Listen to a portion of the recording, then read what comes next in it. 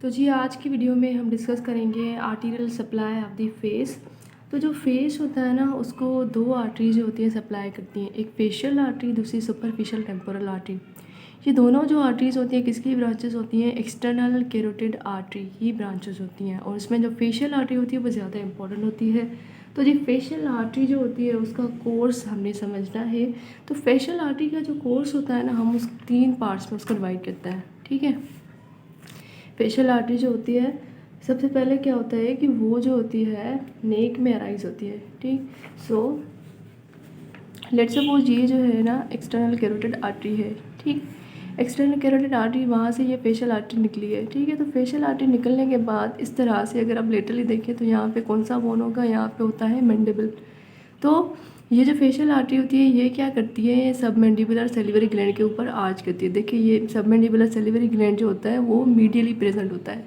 ठीक है, आर्च करने के बाद ये जो होती है इंफीरियर मार्जिन के ऊपर से आ जाती है।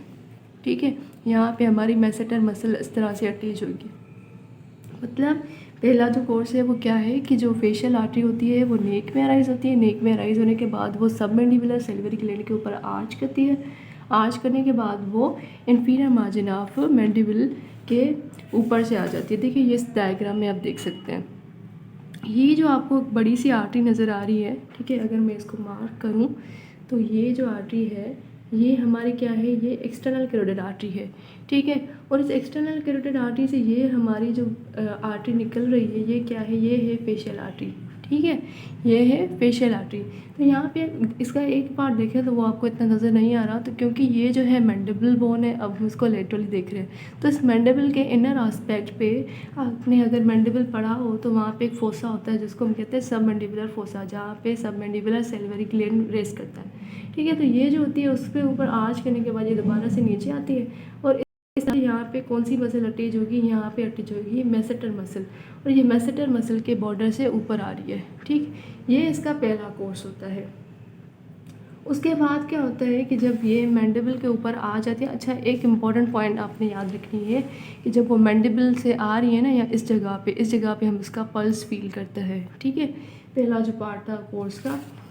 उसके बाद हम आते हैं कि जब सेकंड पार्ट है वो क्या होता है।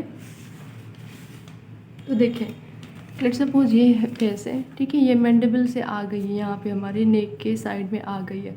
अब ये जो होती है ना, ये एंगल ऑफ माउथ, ये जो होती है इसको हम क्या कहते हैं? एंगल ऑफ माउथ कहते हैं। तो ये इस एंगल ऑफ माउथ की तरफ जाने लगती है टॉर्शियस कोर्स में। ठीक है, और इस दौरान उसको दो मसल्स कवर करती हैं, एक प्लैटिस्मा, दूसरी रिसोरियस मसल। ठीक है, देखिए प्लैटिस्मा एक नेक की मसल होती है, लेकिन उसकी जो इंसर्शन होती है ना वो हमारी मैंडिबल में होती है, तो उस वजह से उसका कुछ पार्ट हमें फेस में भी मिलता है। ठीक है, तो इस दौरान उसको कौन सी मसल्स कवर करती है? रिसोरियस एंड टॉर्शियस मसल। उसके बाद क्या होता है ये कि यहाँ पे अगर आई है, ठीक, ये उसकी मीडियल एंगल होती है, तो इस फेशियल आर्टरी को इस मीडियल एंगल तक जाना होता है। तो ये जो होती है ना, इस नोड की साइड से जाते जाते जाते मीडियल एंगल तक जाती है। ठीक, तो एक जो पार्ट था हमने, एक जो कोर्स था उसका स्टडी कर लिया था मैंडिबल वाला। दूसरा ये है कि वो मीडियल एंगल ऑफ माउथ की तरफ आती है इन द टॉर्शियस कोर्स, और इस दौरान उसको दो मसल्स कवर करती है, एक रिसोरियस, दूसरी प्लैटिस्मा। फिर वो मीडियल एंगल ऑफ आई तक जाती है नोज़ के साथ जाते हुए, और यहाँ पे वो क्या करती है? वो एनास्टोमोस करती है ऑप्थेल्मिक आर्टरी से। लेट्स सपोज ये ऑप्थेल्मिक आर्टरी है। ऑप्थेल्मिक आर्टरी किसकी ब्रांच होती है? ये ब्रांच होती है इंटरनल कैरोटिड आर्टरी की।